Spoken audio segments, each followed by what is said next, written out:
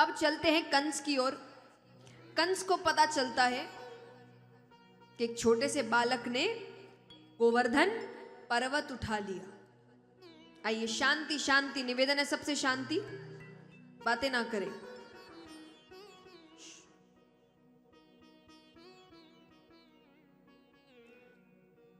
तो कंस को पता चलता है कि एक छोटे से बालक ने पूरा गोवर्धन पर्वत उठा लिया। वो समझ गया मेरा काल यही है। फिर तो उसने सब पता कर लिया, कहाँ रहता है, किसके घर में गया था, नंद बाबा, यशोदा मैया, वृंदावन, सब पता कर लिया। तो उसने अपने मंत्री अक्रूर जी को भेजा कि मैं एक यज्ञ करवा रहा हूं, तो यज्ञ में पूरा परिवार होना चाहिए। मेरे 2 भांजे वृंदावन में है, कृष्ण और बलराम, बोले उन दोनों को लेकर आइए।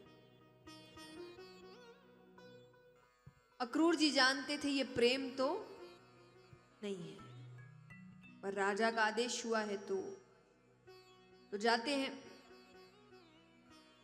यहां पर भगवान गैया चराने गए हुए थे। अक्रूर जी बैठते हैं, नंद बाबा बार बार पूछ रहे हैं कैसे आना हुआ। अक्रूर जी का एक बार दोनों बच्चे आ जाए फिर बात करते हैं। तो इधर उधर की बातें चल रही है। शाम का समय हुआ, भगवान वापस लौटते हैं। भगवान ने घर के अंदर पैर रखा कि उनकी पहली नजर ही अक्रूर जी पर पड़ी, और वो नजर पड़ते ही भगवान का दिल बैठ गया। क्यों बैठ गया? आजकल तो देखिए हर चीज बहुत आसान हो गई है, लेकिन जब नहीं हुई थी तब यहां जितने व्यक्ति हैं जिन्होंने ये परिस्थिति देखी होगी, उन्हें पता होगा। यहां कितने हैं जो साल में एक बार गर्मी की छुट्टियों में, जिनका ननिहाल दूसरे शहर में है या दूसरे गांव में है, जाया करते थे? हाथ उठाना। जो 1 महीने की छुट्टी लगती है तो ननिहाल जाते थे। कौन है? हाथ उठाओ। सब गए हुए? मजा आता था? वापस आने का मन करता था? लेकिन आना पड़ता था। तो जो लास्ट डे होता था कि जब वापस आना है, तब दिल कैसे बैठता था? कि सब मस्ती के दिन, कल से वही काम, वही पढ़ाई, वही स्कूल। तो भगवान का बिल्कुल उसी तरह दिल बैठ गया, क्योंकि उस दिन के बाद भगवान बड़े हो गए थे।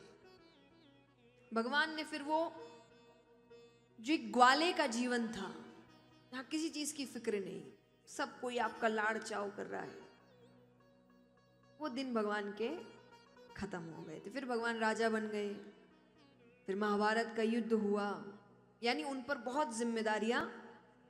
तो भगवान समझ गए कि मेरे मस्ती के दिन खत्म, अब सबको छोड़कर।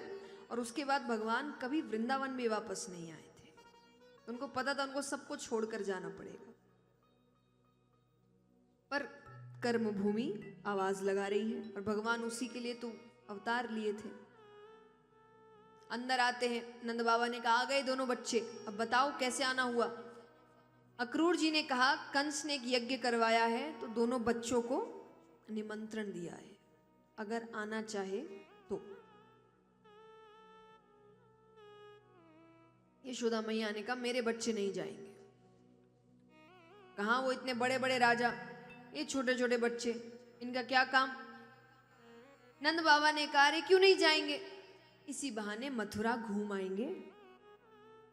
जैसे जो गांव में रहते हैं उनके लिए शहर घूमने के लिए होता है, क्योंकि शहर में हर चीज उपलब्ध कराई गई होती है। तो मथुरा उस वक्त शहर था, क्योंकि मथुरा में राजा रहते थे, तो वहां हर चीज उपलब्ध कराई गई थी। मेले लगते थे, बाजार लगते थे, एक रौनक होती थी। तो नंद बाबा ने कहा इसी बहाने मथुरा घुमाएंगे। ठीक है, तो तैयारी कर रहे हैं जाने की। यशोदा मैया को तो सहन नहीं हो रहा। उनको कहा वो थोड़ी देरी गैया चराने जाए, वही नहीं सुहाता कि इतनी देरी ये मेरे आंखों से दूर क्यों रहता है। यशोदा मैया भगवान को गले से लगाती है कि कन्हैया तू देर मत करना, तो जल्दी वापस लौट आना। तू पास नहीं होता ना, मेरे हृदय में बहुत पीड़ा होती है। भगवान सच तो जानते थे, पर भगवान ने कहा मैं जल्दी लौट आऊं। जाते हैं, थोड़ी दूर ही गए हैं कि जितनी भी गोपियां हैं सब रास्ते में लेटी हुई है। गोपियां कहती है कृष्ण को ले जाना है तो ये रथ हमारे ऊपर से लेकर जाओ, क्योंकि जीते जी हम कृष्ण को नहीं जाने देंगे। तो भगवान नीचे उतरते हैं। भगवान ने कहा देखो, तुम कहोगी तो मैं नहीं जाऊंगा, और अगर मैं नहीं गया तो मुझे बहुत तकलीफ होगी, मुझे दुख पहुंचेगा। गोपियों ने कहा कन्हैया, हम तो चाहते हैं तुम्हारे सारे दुख हमें मिल जाएं और हमारे सारे सुख तुम्हें मिल जाएं। अगर तुम्हें जाने से खुशी मिलेगी तब तो जाओ, पर जल्दी लौट आना, क्योंकि तुम्हारे बिना वृंदावन वृंदावन नहीं लगता। भगवान कहते हैं मैं लौट आऊंगा। भगवान जाते हैं, महल पहुंचते हैं कि वहां पर एक धनुष लटका हुआ है। वो धनुष कंस ने ही लटकाया था, क्योंकि वो धनुष केवल कंस का काल तोड़ सकता था। तो भगवान बलदाऊ भैया की तरफ देखते हैं। बलदाऊ भैया कहते काम शुरू कर दो। अब वहां सैनिक खड़े हैं, वो सब हंस रहे हैं भगवान पर। वो सब कह रहे हैं छोटे से बालक देख तो ऐसे रहे हैं कि बड़ा धनुष उठा लेंगे। भगवान ने धनुष ऐसे तोड़ दिया मानो एक छोटा सा बालक एक छोटी सी टहनी को तोड़ता है। वो टूटते ही भयानक आवाज होती है। वो आवाज कंस के कमरे तक जाती है। कंस कहे मेरा काल राजमहल में प्रवेश कर चुका है। कई दैत्यों को भेजा जाता है, एक मदमस्त पागल हाथी को भेजा जाता है। भगवान लड़ने ही लगते हैं कि बलदाऊ भैया कहते हैं इन सब को मैं ही संभाल लूंगा, तुम अंदर जाओ, तुम्हारा काम वहां है। भगवान कंस के पास जाते हैं, दोनों के बीच युद्ध होता है। अंत में भगवान वो जमीन पर लेटा हुआ है, भगवान उसके ऊपर बैठे हैं। जब मृत्यु सामने आई तो वो माफी मांगने लगता है। अब उसके चेहरे को देखकर भगवान को इतना गुस्सा आ रहा है कि भगवान को वो 6 भाई याद आ रहे हैं जिसको कंस ने बड़ी क्रूरता से मारा था। तो अंत में भगवान ने मुट्ठी का रूप धारण किया, अपने हाथों की मुट्ठी लेते हैं और तब तक उसकी छाती पर प्रहार करते हैं जब तक कंस की मृत्यु नहीं होती। इतने क्रोध में आते हैं लाल की। और इस प्रकार भगवान कंस वध करते हैं। अब यहां पर कालिया नाग का प्रसंग आता है। यमुना नदी विष से भर गई थी, तो अब भगवान को कालिया नाग को बाहर निकालना है। अब ऐसे कैसे जाके कर दे। तो यहां सारे बच्चे खेल रहे थे, गेंद से खेल रहे हैं, बॉल होती है ना। तो श्री दामा की गेंद थी और श्री दामा बहुत गरीब थे। उनकी माता ने बड़ी दिक्कत से वो गेंद दिलाई थी, तो उसके लिए वो बड़ी खास थी। अब सब खेल रहे, कोई वहां गेंद फेंके, कोई वहां गेंद फेंके। भगवान के हाथ में गेंद आई, भगवान ने यमुना नदी में फेंकी। अब यहां आजकल के बच्चे बाहर खेलते नहीं, तो मुझे पता नहीं उनको पता होगा कि नहीं, पर हमारी उम्र तक मुझे लगता है हम बाहर काफी खेले हैं कि स्कूल से आते सब बाहर निकल जाते थे। तो जो खेले हैं उनको पता है कि जब भी कोई ऐसा खेल, ऐसा गेम खेला जा रहा है जिसमें बॉल होती है, तो अगर किसी ने बॉल इधर उधर फेंकी है तो क्या वाक्य का प्रयोग होता था? जिसने फेंका है वो ही लेकर आएगा। तो जैसे ही भगवान ने यमुना नदी में वो गेंद फेंकी, वो कहते ना कि ये अपने आप ही मुख से निकलता है। तो उसने सोचा भी नहीं, श्री दामा ने ये बोलने से पहले उसने तुरंत कह दिया जिसने फेंका है वही लेकर आएगा। भगवान को इसी मौके का इंतजार था। भगवान ने लगाई छलांग, यमुना नदी में कूद गए। अंदर कालिया नाग से भगवान का युद्ध होता है, वो हार जाता है और उसने कहा मैं कहां जाऊं। आप यहां नहीं रहने दे रहे, मैं बाहर नहीं जा सकता। भगवान कहते बाहर क्यों नहीं जा सकता? बोले आपका गरुड़ नहीं छोड़ता।